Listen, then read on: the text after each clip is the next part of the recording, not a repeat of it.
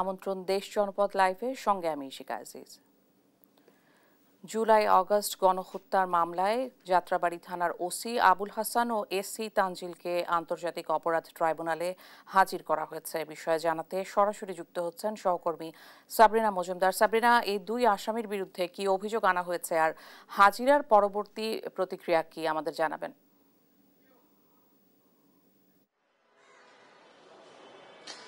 ইশিকা, আপনি যেমনটি জানেন যে জুলাই আগস্ট গণহত্যায় যে এলাকাগুলোতে সব থেকে বেশি নৃশংসতম হত্যাকাণ্ডগুলো হয়েছিল সেটির মধ্যে যাত্রাবাড়িতে এলাকায় কিন্তু এটি অন্যতম। এবং যাত্রাবাড়ি হত্যাকাণ্ডে যদি আমি আপনাকে একটু মনে করিয়ে দিই যে ইমাম হাসান তাইম, সে কিন্তু কলেজ ছাত্র ছিলেন এবং সে কিন্তু তার বন্ধুকে যখন বাঁচাতে চেয়েছিলেন তখনই সে ওখানে বাঁচাতে এসে রাস্তার মধ্যে তখনই কিন্তু তানজিল আহমেদ, অর্থাৎ এসে তানজিল আহমেদ, যাকে আন্তর্জাতিক অপরাধ ট্রাইব্যুনালে হাজির করা হয়েছে, তার হাত থেকে আসলে গুলি খেয়ে সে তাকে হত্যা করা হয়। এবং সেটি নির্দেশদাতা হিসেবে ছিলেন হচ্ছে ওসি আবুল হাসান, সাবেক ওসি আবুল হাসান, এবং তাদেরকে এই বিরুদ্ধে আন্তর্জাতিক অপরাধ ট্রাইব্যুনালে হাজির করা হয়েছে এবং এই দ্বিতীয়বারের মধ্যে তাদেরকে হাজির করা হয়েছে। এবং এছাড়াও আমি যেটি বলতে চাই যে ওসি আবুল হাসান যিনি আছেন তাকে কিন্তু জিজ্ঞাসাবাদ করা হয়। এখন পর্যন্ত আসলে কোর্ট বসেনি। কোর্ট বসার পর আসলে এই জিজ্ঞাসাবাদে আসলে চিফ প্রসিকিউটর বা প্রসিকিউটরদের থেকে যারা বা তদন্ত সংস্থা থেকে তাকে আসলে কি জিজ্ঞাসাবাদ করা হয় এবং কি কি তুলে ধরা উঠে এসেছে সেটি আসলে প্রসিকিউশন টিম আজকে চেয়ারম্যান এবং বিচারপতিদের কাছে আসলে তুলে ধরবেন। এছাড়াও যেটি আপনাকে একটু তথ্য দিয়ে রাখতে চাই সেটি হচ্ছে আজকে খুব সম্ভবত হোসেন আলী, যিনি হচ্ছে উত্তরা জুলাই আগস্ট গণহত্যার সাথে জড়িত ছিলেন, তার জিজ্ঞাসাবাদের জন্য আবেদন করতে পারেন প্রসিকিউশন। এখন পর্যন্ত আসলে কোর্ট বসেনি। বসার পর আসলে আমরা আপনাকে জানাতে পারবো যে শুনানিতে আসলে কি কি তুলে ধরেন চিফ প্রসিকিউটর। আমরাও এটি অপেক্ষায় আছি, আমরা এরপর আসলে আপনাকে জানাবো। এই ছিল সর্বশেষ খবর আন্তর্জাতিক অপরাধ ট্রাইব্যুনাল থেকে। ইশিকা, পরবর্তী প্রক্রিয়া আমরা আবারও জানবো আপনার কাছে, আশা করছি। আগামীকাল শুরু হচ্ছে বিশ্ব ইজতেমার প্রথম পর্ব। গাজীপুর টঙ্গীর তুরাগ তীরে চলছে প্রস্তুতি। এরই মধ্যে জড়ো হতে শুরু করেছেন ধর্মপ্রাণ মুসলমানরা।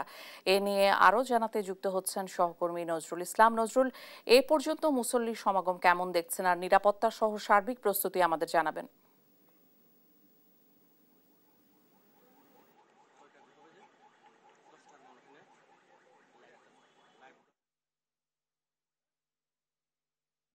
আপনি যেমনটা বলছিলেন, আপনি জানেন যে আগামীকাল সকাল থেকেই কিন্তু ফজরের নামাজের পর থেকে আহ্বানের মধ্য দিয়ে শুরু হবে বিশ্ব ইজতেমার যে প্রথম পর্ব, সেটা কিন্তু আনুষ্ঠানিকতা কিন্তু আজকে বিকাল থেকেই কিন্তু শুরু হওয়ার কথা রয়েছে। কিন্তু মানে সবকিছু মিলে যদি আমি বলতে চাই তাহলে আগামীকাল ফজরের নামাজের পর থেকেই বিশ্ব মুসলিম উম্মার দ্বিতীয় সর্ববৃহৎ ধর্মীয় সমাবেশে বিশ্ব ইজতেমার আনুষ্ঠানিকতা শুরু হবে। এই উপলক্ষে কিন্তু আপনি জানেন যে আজকে কিন্তু ইজতেমা ময়দানে এবং 58তম বিশ্ব ইজতেমা উপলক্ষে কিন্তু দেশের বিভিন্ন প্রান্ত থেকে, অর্থাৎ 41টি জেলা থেকে কিন্তু 58তম এই বিশ্ব ইজতেমা সফল করার জন্য কিন্তু সব ধরনের প্রস্তুতি ইতিমধ্যেই সম্পন্ন হয়েছে। এবং মুসল্লিরা, ধর্মপ্রাণ মুসল্লিরা কিন্তু ইজতেমা ময়দানের অর্থাৎ খিত্তায় কিন্তু তারা অবস্থান নিয়েছেন এবং অবস্থান নিয়ে কিন্তু বিভিন্ন ধর্মীয় কথাবার্তা শুনছেন এবং সর্বশেষ যে তাদের যে মানে কাজকর্ম আছে সেটা কিন্তু সেরে নিচ্ছেন। তো আপনি জানেন যে বিশ্ব ইজতেমাকে ঘিরে কিন্তু নিরাপত্তার একটি বলয় তৈরি করা হয়েছে। এখানে কিন্তু বলতে গেলে নিরাপত্তার চাদরে ডেকে রাখা হয়েছে সম্পূর্ণ ইজতেমা ময়দানকে। এখানে কিন্তু সিসিটিভির মাধ্যমে প্রত্যেকটি মানুষের গতিবিধি নজরদারি রাখা হচ্ছে এবং আকাশপথেও নজরদারি রাখা হচ্ছে এবং বিভিন্নভাবে কিন্তু তারা ওয়াচ টাওয়ারের মাধ্যমেও কিন্তু এখানে নজরদারি বাড়ানো হয়েছে। আপনারা জানেন যে এখানে কিন্তু কয়েক স্তরে কয়েক হাজার নিরাপত্তা কর্মী সাদা পোশাক এবং বিভিন্ন পোশাকে কিন্তু তারা নজরদারিতে রেখেছেন। এবং আপনি জানেন যে এই বিশ্ব ইজতেমাকে ঘিরে কিন্তু প্রতি বছরের মতন এবারও বিভিন্ন স্তরে কিন্তু আপনার সাজানো হয়েছে। এবং আপনি জানেন যে আগামীকাল থেকে শুরু হবে এবং আগামীকাল শুক্রবার এবং আপনার সেই আহ্বানের মধ্য দিয়ে শুরু হবে বিশ্ব ইজতেমার প্রথম পর্ব এবং রোববার দিন আখেরি মোনাজাতের মধ্য দিয়ে প্রথম পর্ব শেষ হবে। এইভাবেই কিন্তু গাজীপুরের যে বিভিন্ন জায়গা থেকে যারা এসছেন তাদের সাথে আমরা বিভিন্ন জেলা থেকে যারা আসছেন ইজতেমায় তাদের দু একজনের সাথে আমি যদি একটু কথা বলতে চাই, এখানে জিজ্ঞেস করবো যে আপনারা এই জায়গায় যে আসছেন কিসের উদ্দেশ্যে এই জায়গায় আসছেন? আমরা দাওয়াত ও তাবলীগের উদ্দেশ্যে এখানে আসি, মানুষকে দিনের কথা জানার জন্য এবং দিনের কথা বুঝাইবার জন্য এখানে আসি। আমি মৌলভীবাজার জেলা থেকে আসছি, সিলেট মৌলভীবাজার জেলা থেকে। তো এই যে এখানে এখানে যাচ্ছেন এখানে আপনি, হচ্ছে এখানে হচ্ছে কি ফরেন, শিখবেন এটা না, এখানে হচ্ছে কি, এখানে হচ্ছে যে জায়গায় আসছে আমরা ফরেন টেন্টে, এটা এখানে বিদেশিরা থাকে, বেশিরভাগ মেহমান থাকে, বিভিন্ন রাষ্ট্র থেকে আসে। তারা আসার উদ্দেশ্য হচ্ছে কি আল্লাহর সন্তুষ্টির জন্য, আল্লাহকে রাজি করার জন্য। আর সারা পৃথিবীতে আসার উদ্দেশ্য এইটাই, সারা পৃথিবীতে কিভাবে আল্লাহ তাআলার দ্বীন প্রতিষ্ঠিত হয়ে যায়, আল্লাহ তাআলার হুকুম কায়েম হয়ে যায়, এটার জন্য আসছে। তারা অনেক কুরবানি করতেছে, এখানে ঠান্ডা আছে, অনেক কষ্ট হয়, তারপর আল্লাহর জন্য বরদাস্ত করে দিচ্ছে। এখানে কিসের আসলে জন্য আপনারা এসেছেন? এখানে মূলত এই আলায় কালিমাতুল্লাহ, আল্লাহ তাআলার দ্বীনকে বুলন্দ করার জন্য সকলে সমবেত হয়ে, আসলে একা একা একটা কাজ করলে আগায় না, সবাই যদি সমবেত হয়ে একটা কাজ করে সুদূর প্রসারিত হয়। এখানে বাংলাদেশ, বিভিন্ন রাষ্ট্র থেকে মানুষজন আসছে। আল্লাহ তাআলা যেন এই দিনটাকে কবুল করে, এই ইজতেমাকে কবুল করে। বাংলাদেশের জন্য অন্যতম একটা নিয়ামত হচ্ছে এই ইজতেমা। বাহির বিশ্বে এত বড় আমরা মানে সাধ্য নাই যে আমাদের অর্থ দিয়ে আমরা ওখানে যাব, কিন্তু আল্লাহ তাআলা আমাদেরকে এরকম সুযোগ করে দিয়েছেন যে বাহির বিশ্ব থেকে লোকজন এই ইজতেমার জন্য আসে। এটা বড় আল্লাহ তাআলার নিয়ামত। আপনি শুনলেন যে এখানে কিন্তু বিভিন্ন ভাবেই কিন্তু তারা বলছেন যে এখানে আল্লাহর নিয়ামত এবং এখান থেকে কিন্তু দিন শিক্ষার একটি জায়গা, কিন্তু এই যে বিশ্ব ইজতেমা ময়দান, এখানে নিজেকে পরিশুদ্ধ করে একজন পরিশুদ্ধ মানুষ হিসাবে এখান থেকে নিয়ে যাবেন সবাইকে, সেটা নিয়ে কিন্তু যার যার এলাকায় সেটাকে কাজে লাগাবেন এবং ইসলাম প্রসারের জন্যই কিন্তু এখান থেকে ভালো একটা শিক্ষা নিয়ে যাবেন, এরকমটাই কিন্তু যে সাধারণ মুসল্লিরা রয়েছেন তারা বলছেন। এখানে কিন্তু বিভিন্ন দূর দূরান্ত থেকে আসছেন। আপনি জানেন যে ঢাকা জেলা সহ 41টি জেলার লোকজন কিন্তু মুসল্লিরা কিন্তু এই ময়দানে উপস্থিত হয়েছেন। আমরা দেখেছি এখানে নিজ হাতেই কিন্তু তারা তৈরি করেছেন এবং সকল প্রস্তুতি সম্পন্ন, এবং লোকজন কিন্তু খিত্তায় খিত্তায় আমরা দেখেছি যে অবস্থান নিয়েছেন, এবং বাহিরের যে মেহমান রয়েছে অর্থাৎ বিভিন্ন দেশ থেকে, ভিন্ন দেশ থেকেও কিন্তু এই ইজতেমা ময়দানে এসেছেন এবং তারাও কিন্তু তাঁবুতে অবস্থান নিয়েছেন, এবং তারাও আমরা দেখেছি যে এখানে তারাও দিন নিয়ে কথা বলছেন, দিন নিয়ে আলোচনা করছেন। এভাবেই কিন্তু আজকের এই সারাটা দিন এইভাবে কাটিয়ে দিবেন তারা, এবং কালকে ফজরের নামাজের পরে আহ্বানের মধ্য দিয়ে কিন্তু শুরু হবে বিশ্ব ইজতেমার প্রথম পর্বের আনুষ্ঠানিকতা। তো এই ছিল ইশিকা আমার কাছে গাজীপুর থেকে বিশ্ব ইজতেমা ময়দান থেকে সর্বশেষ। নজরুল, অনেক ধন্যবাদ আপনাকে। আগামীকাল শুরু হচ্ছে বিশ্ব ইজতেমার প্রথম পর্ব। আমরা সার্বিক প্রস্তুতির তথ্য জানছিলাম সহকর্মীর কাছে। মালিক ও শ্রমিক ঐক্য পরিষদের ডাকা বরিশালের 16 রুটের অনির্দিষ্টকালের ধর্মঘট 13 ঘন্টা পর প্রত্যাহার হয়েছে। এ নিয়ে বিস্তারিত জানাতে সরাসরি যুক্ত হচ্ছেন সহকর্মী শাকিল মাহমুদ। শাকিল, বাস চলাচল স্বাভাবিকভাবে শুরু হয়েছে কিনা, আর চালক যাত্রীরা কি বলছেন? দেখুন, সকাল থেকে বরিশালের 16টি রুটে কিন্তু বাস চলাচল শুরু হয় এবং এই রূপাতলী বাস টার্মিনালের যারা শ্রমিক আছে তারা যে নিরাপত্তার দাবিতে যে ধর্মঘট ডেকেছিল তা কিন্তু গতকাল 13.5 ঘন্টা অব্যাহত থাকার পরে তার কিন্তু সমাপ্তি ঘটে এবং সন্ধ্যা 7টায় বরিশালের যে জেলা প্রশাসক কার্যালয়ে ছাত্র, প্রশাসন এবং শ্রমিক এবং বাস মালিকদের সমন্বয়ে তাদের একটি বৈঠক হয় এবং এই বৈঠকের পরে যে শ্রমিকরা যে নিরাপত্তার সহ যে দাবিগুলো করেছিল সেই দাবিগুলো জেলা প্রশাসক শোনেন এবং তিনি তাদের আশ্বস্ত করেন এবং তাদের নিরাপত্তার বিষয়, এবং এরপরই কিন্তু আমরা দেখেছি যে সন্ধ্যা 7টা নাগাদ কিন্তু শ্রমিকরা ঘোষণা দেন যে তারা তাদের যে কর্মবিরতির যে ধর্মঘট সেটি তারা প্রত্যাহার করে নেন এবং এর পরই কিন্তু আমরা দেখি যে রাত 8টার দিকে কিন্তু বরিশালের বেশ কয়েকটি রুটে কিন্তু আসলে রূপাতলী থেকে কয়েকটি বাস ছেড়ে যায়। তবে আজ সকাল 6টা থেকে কিন্তু বরিশালের যে 16টি রুটে এই রূপাতলী বাস টার্মিনাল থেকে যে বাসগুলো চলাচল করে প্রতিটি রুটেই কিন্তু বাস চলাচল করছে। আমরা দেখছি যে আমরা কথা বলছিলাম এখানকার যারা যাত্রী আছে তাদের সাথে, যাত্রীরা জেনেছে যে গতকালকে যেহেতু বাস চলাচল করেনি তাই তাদের ভোগান্তি পোহাতে হয়েছে এবং বিকল্প যে পরিবহনগুলো আছে সেখানে গন্তব্যে পৌঁছাতে অতিরিক্ত ভাড়া গুনতে হয়েছে তাদের। এতে কিন্তু অনেকটাই বিপাকে পড়েছেন তারা। তবে সকাল থেকে বাস চলাচল পুরোপুরি স্বাভাবিক হওয়ায় কিন্তু তারা খুশি এবং শ্রমিকদের সাথেও আমরা কথা বলছিলাম। শ্রমিকরা যেটা জানিয়েছে যে তাদের নিরাপত্তার জন্য কিন্তু তারা এই ধর্মঘটের ডাক দিয়েছিল এবং এর পরপরই কিন্তু আসলে প্রশাসন থেকে তাদের দাবিগুলো মেনে নেওয়া হয়েছে দেখে কিন্তু তারা এই ধর্মঘট প্রত্যাহার করে কিন্তু তারা এই বাস চলাচল শুরু করেছে এবং এই বাস চলাচল শুরু হওয়ায় যে তাদের যে আবারও যে ব্যস্ত সময়, যে কর্মময় সময় সেটি শুরু হওয়ায় তারাও কিন্তু খুশি। তবে শ্রমিকরা জানিয়েছেন যে তাদের নিরাপত্তা নিশ্চিতে প্রশাসন যে আশ্বাস দিয়েছে সেই আশ্বাসটা যেন অব্যাহত থাকে। আমরা একটু কয়েকজন শ্রমিকের সাথে একটু কথা বলবো। আমরা একটু জানতেই চাচ্ছি যে এই বাস চলাচল যে শুরু হয়েছে, আপনারা যে কাজে ফিরেছেন এতে খুশি কিনা? হ্যাঁ, আসসালামু আলাইকুম। অবশ্যই আমরা খুশি এতে। কতগুলো রুটে বা যাত্রীরা কেমন সাড়া পাচ্ছেন, কেমন যাত্রী? 16টা রুটে খুব ভালো পাচ্ছি।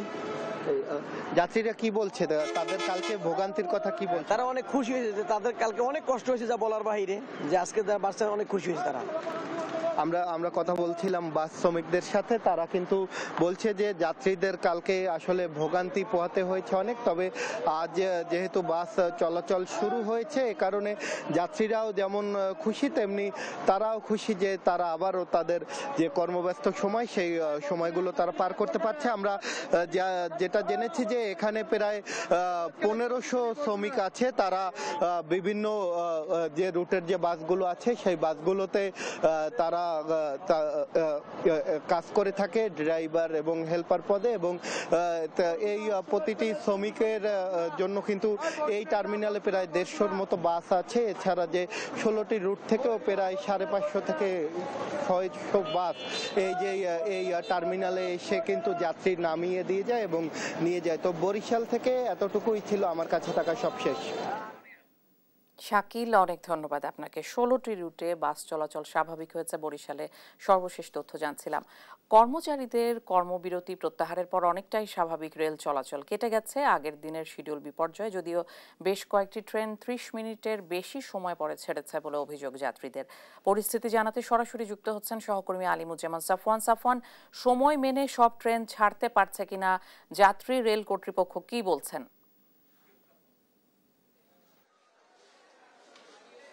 ইশিকা, এই মুহূর্তে আমি রয়েছি রাজধানীর কমলাপুর রেলওয়ে স্টেশনে এবং সকাল থেকে এখানে এসে আমরা যেমন দেখতে পেয়েছি যাত্রীদের কিন্তু প্রচণ্ড ভিড় রয়েছে এই কমলাপুর রেল স্টেশনে। তবে ট্রেনের যে শিডিউলের কথা আপনি বললেন সেটি কিন্তু আমরা সময় মতো দেখেছি যে ট্রেনগুলো আজকে ছেড়ে যেতে পারছে না। তবে এই ক্ষেত্রে যেটা বলে রাখা ভালো যে ট্রেনগুলো খুব একটা বেশিও দেরি করছে না। দেখা গেছে 15-20 মিনিট থেকে শুরু করে 40 মিনিটের মধ্যেই ট্রেনগুলো ছেড়ে যাচ্ছে। সুতরাং আমরা যে বিপর্যয়ের বিষয়টি দেখেছিলাম গত 2 দিন যাবত, যে ট্রেন চলাচল যখন শুরু হয় তখন কিন্তু প্রায় 2-3 ঘন্টা, কোনো ক্ষেত্রে আরো বেশি দেরি হয়েছে ট্রেনগুলো ছাড়তে। তো তখন কর্তৃপক্ষ কিন্তু আমাদের জানিয়েছিল যে সময় যতটা গড়াবে এই ট্রেনের শিডিউল কিন্তু তারা একদম ঠিক করে নিয়ে আসবে। তো এই মুহূর্তে দেখতে পাচ্ছেন যে যাত্রীদের কিন্তু বেশ ভিড় এই কমলাপুর রেলওয়ে স্টেশনে রয়েছে। যাত্রীরা যেটি বলছেন যে ট্রেনের ভ্রমণটি সবসময় আসলে স্বাচ্ছন্দ্য বোধ করেন তারা ট্রেনে ভ্রমণ করতে, যার কারণে কিন্তু তারা ট্রেনকে আসলে বেছে নেন। তো এই মুহূর্তে আমরা দেখতে পেয়েছি যে কিছু কিছু ট্রেনে কিছুটা দেরি করে ছেড়ে যাচ্ছে। এই মুহূর্তে একজন যাত্রীর সাথে একটু কথা বলতে চাই যে আপনার ট্রেন আসলে কোন রুটে ছিল এবং কতক্ষণ দেরি হয়েছে? এটা হচ্ছে ঢাকা সিলেট রুটে হচ্ছে আমার ট্রেন, জয়ন্তিকা এক্সপ্রেস। এটা হচ্ছে আপনার 11:15 এখান থেকে ছেড়ে যাওয়ার কথা, এখন 11:13 বাজে, এখন পর্যন্ত আসে নাই। মেবি কিছুক্ষণের মধ্যে লাইনে দিবে যেটা বোঝা যাচ্ছে। আর এই যাত্রীগুলো মোটামুটি ওই রুটের ছিল বা আছে, তারা মনে হয় যে ওই ইয়াতে বোর্ডে মনে হয় শিডিউল দেখতে পাচ্ছে যে লাইন দিছে কোন প্ল্যাটফর্মে, তার জন্য হয়তো সবাই যাচ্ছে আর কি। যেমনটি তিনি বলছিলেন যে তার ট্রেন 11:15 ছাড়ার কথা থাকলেও এখনো কিন্তু সেটি এসে প্ল্যাটফর্মে পৌঁছায় নেই। হয়তো কিছুক্ষণের মধ্যেই সেটি প্ল্যাটফর্মে চলে আসবে। এবং এখানে আমি যে প্ল্যাটফর্মটিতে রয়েছি এখানে বেশিরভাগ যাত্রী হচ্ছে সিলেটগামী যাত্রী, তারা ঢাকা থেকে সিলেটে যাবেন। তাদের ট্রেনটি 11:15 ছাড়ার কথা থাকলেও এখনো প্ল্যাটফর্মে আসেনি। এর আগে যেটি দেখতে পেয়েছি যে জামালপুর এক্সপ্রেস ও কিশোরগঞ্জ এক্সপ্রেস, সেখানেও কিন্তু 30-40 মিনিটের একটা দেরি হয়েছে আমরা দেখতে পেরেছি। তবে যে বিপর্যয়ের কথা বলছিলাম সেই বিপর্যয়টি নেই, হয়তো কিছুক্ষণের মধ্যেই এই ট্রেনগুলো আসবে এবং আজকের মধ্যেই হয়তো এই যে ট্রেনের যে শিডিউল বিপর্যয় সেটি হয়তো ঠিক হয়ে যাবে। তো এই ছিল রাজধানীর কমলাপুর রেল স্টেশন থেকে আমার কাছে থাকা সর্বশেষ। ইশিকা। সাফওয়ান, অনেক ধন্যবাদ আপনাকে। কর্মচারীদের কর্মবিরতির পর অনেকটাই স্বাভাবিক ট্রেন চলাচল, সর্বশেষ তথ্য জানছিলাম সহকর্মীর কাছে। অবৈধ যানবাহনের সয়লাব নোয়াখালী জেলা শহরেতে অতিষ্ঠ জনজীবন, এ নিয়ে আরও জানাতে সরাসরি যুক্ত হচ্ছেন সহকর্মী মাওলা সুজন। সুজন, অবৈধ যানবাহন নিয়ন্ত্রণে প্রশাসন কোনো পদক্ষেপ নিয়েছে কিনা জানাবেন। ইশিকা, আমি এখন অবস্থান করছি নোয়াখালী জেলা শহরে। তো শুরুতে আপনাকে একটি তথ্য জানিয়ে রাখতে চাই, সেটা হচ্ছে আপনি নিশ্চয়ই দেখতে পাচ্ছেন যে জেলা শহরের যে সড়কে একটি বিশৃঙ্খলা অবস্থা বিরাজ করছে, বিশেষ করে যানবাহনের, অবৈধ যানবাহনের একটি যে দৌরাত্ম্য সেটি আপনি দেখতে পাচ্ছেন। বিশেষ করে নাম্বারবিহীন বা রেজিস্ট্রেশন বিহীন যে গ্যাস চালিত অটোরিকশা রয়েছে সেটির একটি দৌরাত্ম্য দেখতে পাচ্ছেন। পাশাপাশি ব্যাটারি চালিত অবৈধ যে যানবাহন রয়েছে, যে অটোরিকশা যেটিকে আমরা বলি যে একটি ব্যাটারি চালিত অটোরিকশা দ্বারা সেগুলো একটি দৌরাত্ম আপনি এই মুহূর্তে সড়কে দেখতে পাচ্ছেন। একই সাথে যে জেলা শহরে যে অবৈধ আরো কিছু যানবাহন রয়েছে, যেমন মাটিবাহী ট্রাক কিছু রয়েছে যেগুলো আমরা ট্রাক্টর হিসেবে অভিহিত করে থাকি। এছাড়া যে ইজি বাইক রয়েছে, বিশুক রয়েছে, সেগুলো তো নোয়াখালী জেলা শহর একদম সয়লাভ হয়ে গিয়েছে। তো এইসব অবৈধ যানবাহনের বিরুদ্ধে আসলে জেলা প্রশাসন বলেন, পুলিশ প্রশাসন বলেন বা বিএটি বলেন, কোনো কারণে কোনো ভ্রুক্ষেপ নেই বললেই চলে। কোনো ব্যবস্থা গ্রহণ না করার ফলে এসবের দৌরাত্ম্য দিন দিন আরো বাড়ছে বলে দেখা যাচ্ছে। তো আমার সাথে আসলে বিএটির সাথে কথা হয়েছে, তারা জানিয়েছেন যে নম্বরবিহীন যেসব গ্যাস চালিত সিএনজি রয়েছে বা অটোরিকশা রয়েছে সেগুলোকে যেগুলো অবৈধ রয়েছে সেগুলোর বিরুদ্ধে খুব শীঘ্রই তারা অভিযান শুরু করবেন বলে তারা জানিয়েছেন। অপরদিকে আমি কথা বলার চেষ্টা করেছি নোয়াখালী ট্রাফিক পুলিশের সাথে, টিআইর সাথে, যিনি ট্রাফিক পুলিশ পরিদর্শকের দায়িত্বে রয়েছেন। আসলে তাকে বারবার ফোন দিলেও কিন্তু তিনি ফোন ধরেননি, এর কারণে তার সাথে যোগাযোগ করা সম্ভব হয়নি। তাহলে পুলিশ প্রশাসন বলছে যে শহরে যে অবৈধ যানবাহনের যে দৌরাত্ম্য রয়েছে সেটি নিয়ন্ত্রণ করা শুধু পুলিশের পক্ষে একা সম্ভব নয়, সেটির সাথে প্রশাসনও থাকতে হবে, একই সাথে পৌরসভাও থাকতে হবে। পৌরসভা, তবে আপনাকে আরেকটি তথ্য জানিয়ে রাখতে চাই যে বিশেষ করে ব্যাটারি চালিত যেসব অটোরিকশা রয়েছে সেগুলোকে নিয়ন্ত্রণ করার জন্য নোয়াখালী পৌরসভা থেকে কিন্তু কোনো কার্যকর পদক্ষেপ আমরা দেখতে পাইনি। অতীতে নোয়াখালী পৌরসভা বিভিন্ন সময় এসব ব্যাটারি চালিত অটোরিকশার যারা চালক রয়েছে, যারা মালিক রয়েছে, তাদের সাথে একাধিকবার বৈঠক করলেও কিন্তু সরকার পরিবর্তনের পর সে প্রক্রিয়া অনেকটা স্থগিত হয়ে গেছে বা অনেকটা ধীর গতিতে চলছে বলে জানা গেছে। ফলে যে ব্যাটারি চালিত যে অটোরিকশা রয়েছে, যে সেগুলো বা ইজি বাইক রয়েছে, সেগুলো নিয়ন্ত্রণের ক্ষেত্রে নোয়াখালী পৌরসভা থেকে কার্যকর কোনো ভূমিকা এখনো পর্যন্ত দেখা যায়নি। তো বিআরটি থেকে জানিয়েছে যে আসলে ব্যাটারি চালিত অটোরিকশার যে দৌরাত্ম্য রয়েছে সেটি আসলে তাদের এখতিয়ারের বাইরে।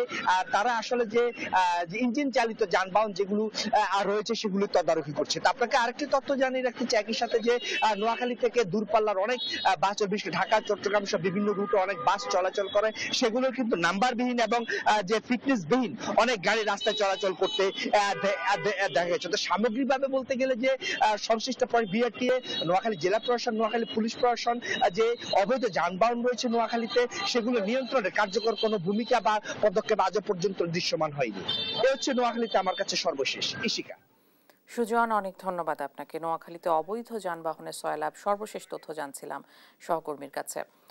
চট্টগ্রামে দিন দিন বাড়ছে যানজট, এ নিয়ে জানাতে সরাসরি যুক্ত হচ্ছেন সহকর্মী একেএম নাজিম। নাজিম, যানজটের কারণে কি ধরনের ভোগান্তি পোহাতে হচ্ছে জনসাধারণকে, আর দুর্ভোগ নিরসনে প্রশাসন কোনো পদক্ষেপ নিচ্ছে কিনা?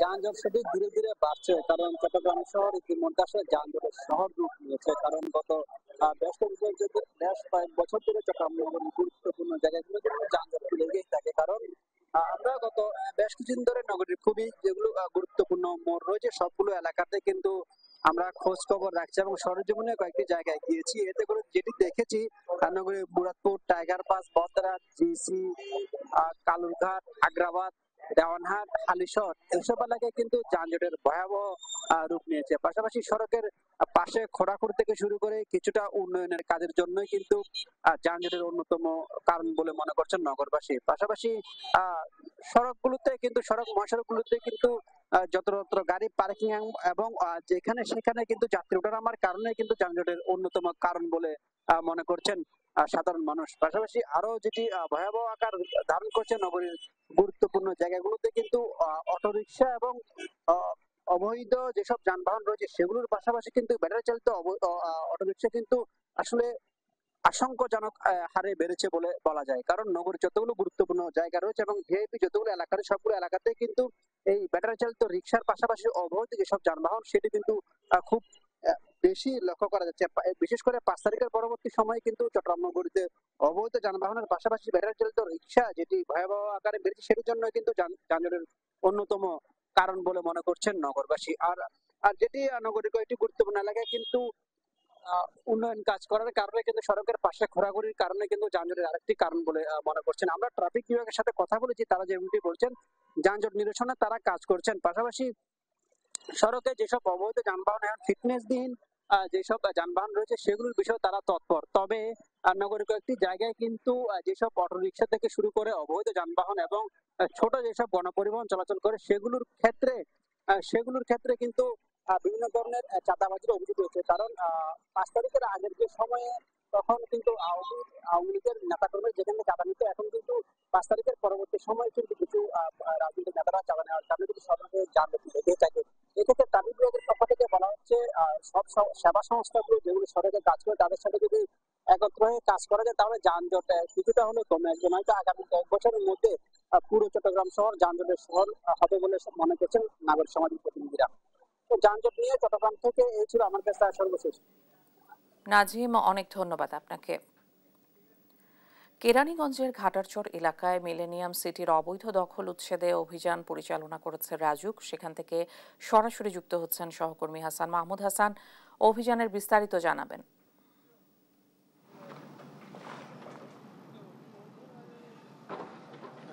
শিখা, আপনাকে ধন্যবাদ। আপনি যেমনটা বলছিলেন যে ঘটারচর এলাকায় সেটি কেরানীগঞ্জে, সেখানে কিন্তু অভিযান চালাচ্ছে দুদকের রাজুকের কর্মকর্তারা।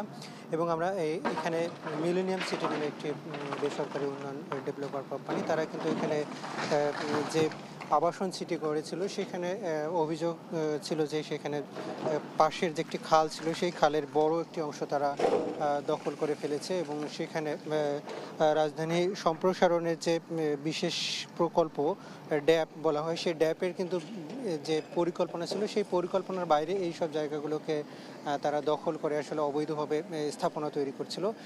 সেই অভিযোগ কিন্তু দীর্ঘদিনের ছিল, সেই প্রেক্ষিতে কিন্তু তারা আজকে অভিযানে এসেছে। এর আগে গেল 22শে জানুয়ারি তারা কিন্তু এখানে এসেছিল। সেখানে কিন্তু মিলেনিয়াম সিটির যে দুর্বৃত্তরা তারা কিন্তু রাজুকের কর্মকর্তাদের উপর হামলা করে এবং যারা অভিযানে এসেছিল তাদের উপর হামলা করেছিল। ফলে বেশ কিছু কর্মকর্তা এবং কয়েকজন সংবাদকর্মীও সেদিন কিন্তু আহত হয়েছিল। তারই প্রেক্ষিতে কিন্তু আজকে ব্যাপক প্রস্তুতি নিয়ে কিন্তু রাজুক এবং স্থানীয় প্রশাসনের সহায়তায় তারা কিন্তু এসেছে এবং আজকে অভিযান পরিচালনা করছে। এবং আমরা দেখছিলাম যে পাশের টোটাইল খাল যেটি ছিল সেই খালের যে বড় একটি অংশ কিন্তু তারা দখল করে রেখেছিল এবং সেখানে নতুন করে যেমন ঘর নির্মাণ করা হচ্ছিল তেমনি বড় বড় বিল্ডিং আসলে সেখানে নির্মাণ করা হচ্ছিল এবং প্লট আকারে বিভিন্ন জায়গায় বিক্রি করা হচ্ছিল। সেগুলোর প্রেক্ষিতে কিন্তু তারা এখানে অভিযান পরিচালনা করে। আপনাকে একটু জানিয়ে রাখি, এর আগে 2024 সালের 22 জানুয়ারি হাইকোর্টের পক্ষ থেকে একটি রিট পিটিশনের প্রেক্ষাপটে এখানে কিন্তু এই অভিযানের নির্দেশ দেয় এবং অবৈধ যেসব স্থাপনা রয়েছে সেগুলোকে উদ্ধারের নির্দেশ দিয়েছিল আদালত। কিন্তু বিভিন্ন সময় তারা আসলে এই অবৈধ স্থাপনাগুলো সরানোর জন্য চিঠি দিয়েছিল মিলেনিয়াম ডেভেলপমেন্ট কোম্পানি যেটি রয়েছে এই আবাসন প্রকল্প, সেই প্রকল্পকে তারা নির্দেশ দিয়েছিল। কিন্তু পরবর্তীতে দেখা গিয়েছে সেই সব জায়গায় কিন্তু তারা সেভাবে কার্যকর কোনো পদক্ষেপ নেয়নি, উল্টো নতুন নতুন ভবন নির্মাণের যেসব কার্যক্রম সেগুলো কিন্তু চালিয়ে গিয়েছে। ফলে অনেকটা বাধ্য হয়ে গেল বুধবার অর্থাৎ 22 জানুয়ারি তারা এসেছিল। সেখানে কিন্তু বড় ধরনের একটি হামলার ঘটনা ঘটে। আজকে আমরা দেখেছিলাম যে যেহেতু এর আগে হামলার ঘটনা ঘটেছিল সেই কারণে কিন্তু আজকে ব্যাপক প্রস্তুতি নিয়ে রাজুকের কর্মকর্তারা এসেছে। সেখানে র্যাব, পুলিশের পাশাপাশি গোয়েন্দা সংস্থার লোকজন কিন্তু সকাল থেকেই আশেপাশের এলাকায় তৎপরতা দেখিয়েছে। এবং আমরা কিছুক্ষণ আগে কথা বলছিলাম রাজুকের প্রধান নগর পরিকল্পনাবিদ আশরাফুল ইসলামের সঙ্গে। তিনি যেটি বলছিলেন যে এর আগে তারা কয়েক দফা এই যে বেসরকারি আবাসন প্রকল্পের কোম্পানিকে তারা নির্দেশনা দিয়েছিল, কিন্তু আসলে তাদের কোনো কথাই আসলে সেভাবে কর্ণপাত করেনি বা উল্টো বড় বড় ভবন নির্মাণের যে পরিকল্পনা সেটি কিন্তু তারা নিয়েছিলেন। ফলে তারা আজকে বাধ্য হয়েই কিন্তু এখানে আজকে এসেছেন অভিযান পরিচালনা করার জন্য। আমরা এই মুহূর্তে দেখছি যে তারা প্রায় 4 তলা কমপ্লিট হয়ে একটি ভবনের কাঠামো তারা কিন্তু ভেঙে দিচ্ছেন এবং পাশে যে মিলেনিয়াম সিটির যে মেইন রাস্তা তৈরি করছিল, যেটা পুরোপুরি খালের উপরে বলা হচ্ছে, এবং সেই রাস্তা কিন্তু কেটে এখন খাল তৈরি করা হচ্ছে এখানকার কর্মকর্তারা। এবং আমরা দেখেছি যে কয়েকটি স্ক্যাভেটার এবং বড় বড় বুলডোজার নিয়ে এসেছে এবং এসব কিন্তু তারা ভেঙে দিচ্ছে যত দ্রুত সম্ভব। তো এই অভিযান কতক্ষণ নাগাদ শেষ হবে সেটি কিন্তু এই মুহূর্তে বলা যাচ্ছে না। আমরা অপেক্ষা করছি, হয়তো দুপুরের পরের দিকে হয়তো আমরা বুঝতে পারবো যে আসলে কতটুকু অংশ এখন পর্যন্ত তারা উদ্ধার করতে পেরেছে, সেটি হয়তো আমরা কিছুক্ষণ পরে জানাতে পারবো। তো ইশিকা, এই ছিল আমার কাছে কেরানীগঞ্জ এলাকা থেকে সবশেষ পরিস্থিতি। হাসান, অনেক ধন্যবাদ আপনাকে। মিলেনিয়াম সিটির অবৈধ দখল উচ্ছেদ অভিযান নিয়ে বিস্তারিত জানছিলাম সহকর্মীর কাছে। কৃষিতে অবদান রাখা কৃষকদের সম্মান জানাতে দেশে প্রথমবার উদযাপন করা হচ্ছে কৃষক দিবস। এ নিয়ে আরো জানাতে সরাসরি যুক্ত হচ্ছেন সহকর্মী ইলিয়াস আহমেদ। ইলিয়াস, কৃষক দিবস উপলক্ষে কি কি আয়োজন রয়েছে? মাননীয় সিন্ডিকেট সদস্য ওটি ভেটেরিনারি অনুষদ বাংলাদেশ কৃষি বিশ্ববিদ্যালয় ময়মনসিংহ। কৃষক দিবস পালিত হচ্ছে, অর্থাৎ এই দিবসটি উপলক্ষে আমরা দেখেছি আজকে সকালে একটি র্যালি কৃষি বিশ্ববিদ্যালয় ক্যাম্পাসে কিন্তু প্রদক্ষিণ করেছে। র্যালি শেষে আমরা দেখেছি যে জয়নুল আবেদিন মিলনায়তনে কিন্তু একটি আলোচনা সভার আয়োজন করা হয়েছে, অর্থাৎ সেই আলোচনা সভায় কৃষক কৃষানি সহ কিন্তু বিভিন্ন পর্যায়ের কর্মকর্তারা যোগ দিয়েছেন এবং তারা বলছেন যে দেশের প্রথমবারের মতো কিন্তু এই কৃষক দিবস সেটিকে তারা পালন করছেন এবং প্রতি বছরেই জানুয়ারি মাসের শেষ বৃহস্পতিবার সেই দিবসটি পালন করার অঙ্গীকার কিন্তু তারা ব্যক্ত করেছেন। বিশেষ করে এই দিবসটি পালন করার মূল লক্ষ্য হচ্ছে কৃষকদের কৃষানীদের উৎসাহিত করা কৃষিকাজে। সেই লক্ষ্যেই কিন্তু তারা তাদের এই কার্যক্রমটির শুভযাত্রা শুরু করেছেন, সেই বিষয়টি বলছিলেন। অর্থাৎ বাংলাদেশ কৃষি বিশ্ববিদ্যালয় সম্প্রসারণ কেন্দ্র এবং বাংলাদেশ কৃষি বিশ্ববিদ্যালয় কিন্তু যৌথ আয়োজনে সেই দিবসটিকে তারা পালন করছেন। আমরা দেখেছি যে এই দিবসটিকে ঘিরে কিন্তু স্থানীয় প্রায় 300 কৃষক কিন্তু এই র্যালিতে অংশগ্রহণ করেছেন, আলোচনা সভায় অংশগ্রহণ করেছেন। এখান থেকে কিন্তু 6 জন কৃষককে বিশেষ সম্মাননা প্রদান করা হবে এবং বাকি কৃষক যারা রয়েছেন তাদেরকে কিন্তু সবজি সহ অন্যান্য বীজ কিন্তু প্রদান করা হবে, সেই বিষয়টি বলছিলেন অতিথিরা। এবং আমরা দেখেছি যে র্যালিতে প্রধান অতিথি হিসেবে উপস্থিত ছিলেন বাংলাদেশ কৃষি বিশ্ববিদ্যালয়ের উপাচার্য ডক্টর একে ফজলুল হক। তিনি কিন্তু উপস্থিত ছিলেন এবং তিনি বলছেন যে আগামীতে কৃষি খাতকে অগ্রগতি করার লক্ষ্যে তাদের যে আয়োজন, সেই আয়োজনটি কিন্তু মাইল ফলক হয়ে থাকবে, সেই বিষয়টি তারা বলছিলেন। এবং আমরা দেখেছি যে এই দিবসটিকে ঘিরে কিন্তু কৃষক কৃষানীদের মধ্যে কিন্তু ব্যাপক আনন্দ উচ্ছ্বাস লক্ষ্য করা গেছে এবং আগামীতে এই দিবসটি কিন্তু বড় পরিসরে করার আয়োজন কিন্তু আয়োজকরা বলছেন তারা করবেন। আমরা একটু যুক্ত হব, আমরা একটু জানতে চাবো যে বাংলাদেশ কৃষি সম্প্রসারণ কেন্দ্র বাওয়েকের পরিচালক রয়েছেন অধ্যাপক ডক্টর নাসিরউদ্দিন। জানতে চাই এই আয়োজনটার কারণ হচ্ছে যেহেতু কৃষকই আমাদের সবচেয়ে বড় প্রাণ। বাংলাদেশ কৃষি বিশ্ববিদ্যালয় সৃষ্টি লগ্ন থেকে কৃষকদের ভাগ্য পরিবর্তনের মাধ্যমে দেশের আর্থসামাজিক উন্নয়নে কিন্তু কাজ করে যাচ্ছে। 1961 সালে কৃষি বিশ্ববিদ্যালয় হয়েছে এবং সম্প্রসারণ কেন্দ্র, যেটা বাওয়েকের ডাইরেক্টর হিসেবে আমি ফিল করেছি যে কৃষকদের নিয়ে একটা আলাদা দিন আমরা তৈরি উদযাপন করার জন্য। আমি আরো সার্চ করে দেখেছি যে বাংলাদেশ কৃষি বিশ্ববিদ্যালয়ের এই কর্মকাণ্ডের মধ্যে কোনো কৃষকদের নিয়ে আলাদা কোনো দিন নেই।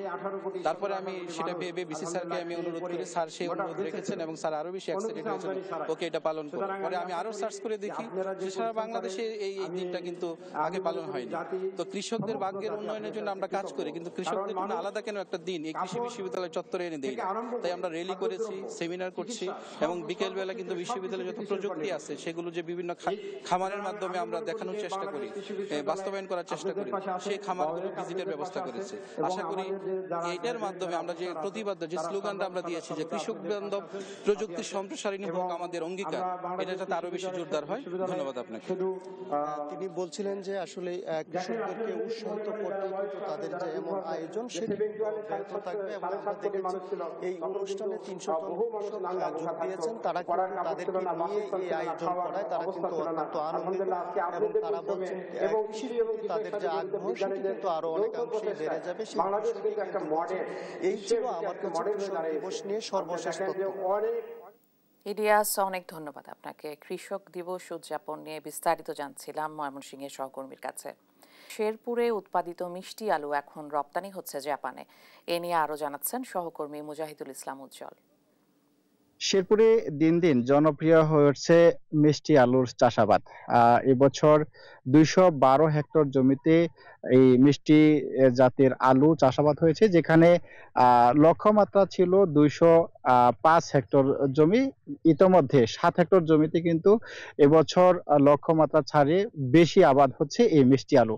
এর মধ্যে জেলায় 30 একর জমি 43 জন কৃষককে জাপানি কোকিও 14 জাতের যে মিষ্টি আলু সেটির চাষাবাদ হচ্ছে, এবং জাপানিজ কোম্পানির পক্ষ থেকে কৃষকদের সার্বিক সহযোগিতা এবং কৃষি বিভাগ শেরপুরের পক্ষ থেকে সার্বিক তত্ত্বাবধানে এই জেলায় এবছর মিষ্টি আলুর বাম্পার ফলন হবে বলে আশা করছেন কৃষকরা। একসময় মিষ্টি জাতীয় এই আলু শুধুমাত্র খাওয়ার জন্য উৎপাদন হলেও এটি কিন্তু এখন বিদেশে রপ্তানি কারক একটি পণ্য হিসেবে ইতিমধ্যে বেশ স্বীকৃতি পেয়ে যাচ্ছে।